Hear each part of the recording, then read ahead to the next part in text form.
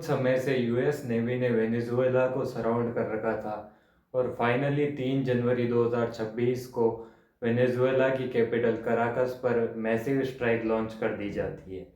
और इसी ऑपरेशन में यूएस आर्मी के डेल्टा कमांडोज प्रेसिडेंट पैलेस में एंटर करते हैं और प्रेसिडेंट निकोलस मदुरो और उनकी वाइफ को उनके बेडरूम से अरेस्ट कर लिया जाता है और उन्हें अरेस्ट कर कर सीधा ले जाया जाता है न्यूयॉर्क यूएसए में।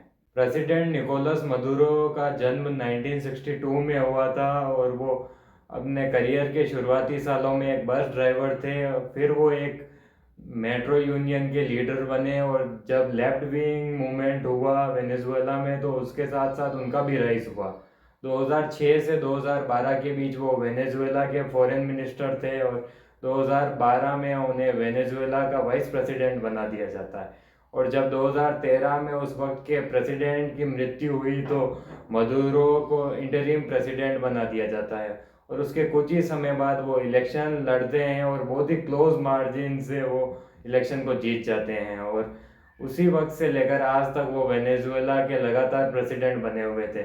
इस बीच उनके ऊपर कई सारे एलिगेशंस भी लगे, उनके ऊपर इलेक्शंस में फ्रॉड करने के एलिगेशन लगे, उनके ऊपर अपोजिशन को सप्रेस करने के एलिगेशन लगे और उनके वक्त के दौरान वेनेजुएला पर काफ़ी सारे इंटरनेशनल सैंक्शंस भी लगे, जिसके कारण वेनेजुएला की इकोनॉमी कोलैप्स कर गई और काफ़ी मास प्रोटेस्ट हुए।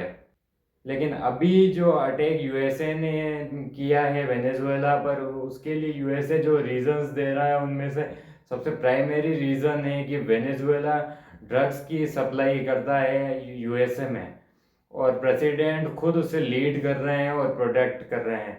प्रेसिडेंट मदुरो बेसिकली एक कार्टेल ऑफ सन्स उसको सपोर्ट करते हैं, जिसके वेनेजुएला के कई सीनियर मिलिट्री जनरल्स उसके मेंबर हैं।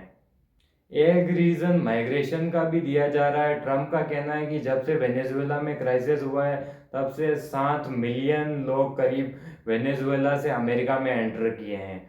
और नेशनल सिक्योरिटी डॉक्ट्रिन की भी बात की जा रही है, जहां पर उनका कहना है कि वो पहले ही क्रिमिनल गैंग्स पर स्ट्राइक कर रहे हैं जिनसे यूएसए को फ्यूचर में खतरा है।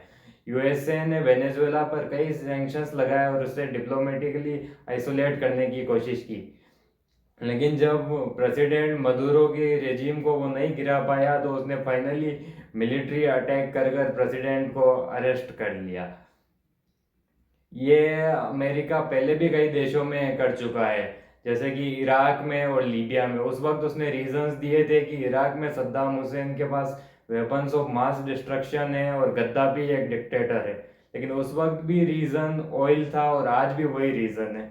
वेनेजुएला के पास प्रूवन वर्ल्ड के लार्जेस्ट ऑयल रिजर्व्स है जो 300 बिलियन बैरल से भी ज़्यादा है और यूएस की कंपनीज इन ऑयल रिजर्व्स पे अपना कंट्रोल पाना चाहती है। जब वेनेजुएला में लेफ्ट विंग गवर्नमेंट नहीं थी तो इन पर यूएसए का ही कंट्रोल था, लेकिन जब लेफ्ट विंग गवर्नमेंट आई तो उन्होंने इन सारे रिसोर्सेज को नेशनलाइज कर दिया और यूएस कंपनीज को देश से बाहर कर दिया और यूएसए अब इन रिसोर्सेज पर फिर से अपना कंट्रोल चाहता है। एक रीज़न जियोपॉलिटिकल भी है कि मदुरो की रेजिम के अंडर वेनेजुएला अपनी नज़दीकियां उन देशों से बढ़ा रहा है जिनकी यूएसए से दुश्मनी है, जिनमें रशिया, चाइना, ईरान और क्यूबा जैसे देश शामिल हैं।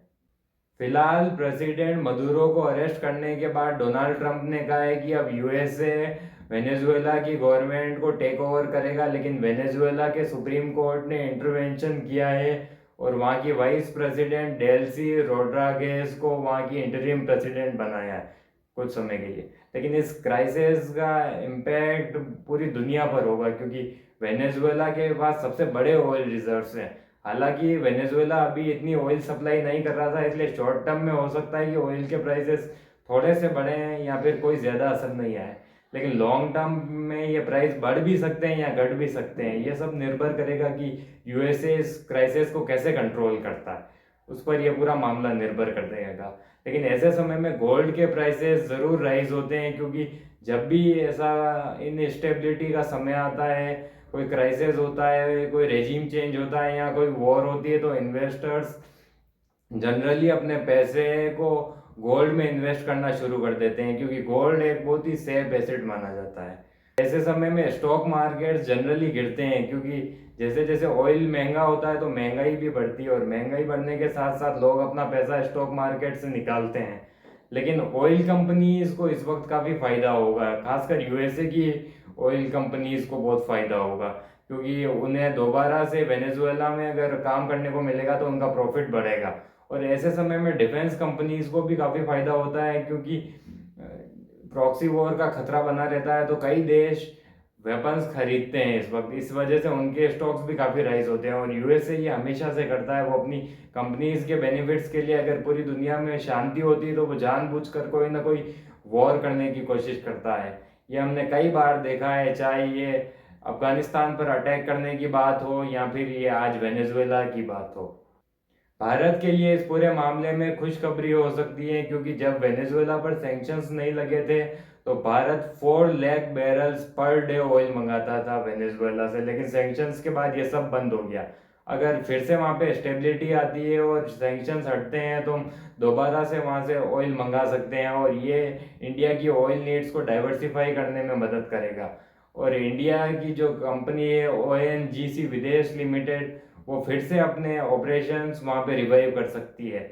असल में जब वेनेजुएला पर सैंक्शंस नहीं थे तो ओएनजीसी विदेश लिमिटेड वहाँ पे ऑयल एक्सट्रैक्शन किया करती थी और इससे प्रॉफिट अर्न करती थी काफ़ी ज़्यादा। लेकिन जब से सैंक्शंस वहाँ पे लगे हैं तो उससे अपने ऑपरेशंस को वाइंड अप करना पड़ा है। लेकिन अगर ये दोबारा शुरू होता है तो हमें इससे काफ़ी फ़ायदा मिलेगा। और जो जामनगर में रिलायंस की रिफाइनरी है, वो ऐसे ही क्रूड ऑयल को रिफाइन करने के लिए बनी है जो वेनेजुएला से आता है।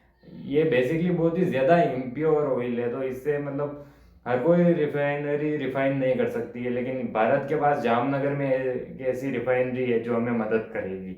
और इससे हम अपनी डिपेंडेंसी मिडिल ईस्ट पे भी कम कर पाएंगे। और यूएसए जो हमसे नाराज़ चल रहा है कि हम रशिया से इतना ऑयल क्यों बाय कर रहे हैं, तो हमें उससे भी टैकल करने में मदद मिलेगी, क्योंकि हम वही सप्लाई फिर वेनेजुएला से करनी शुरू कर देंगे।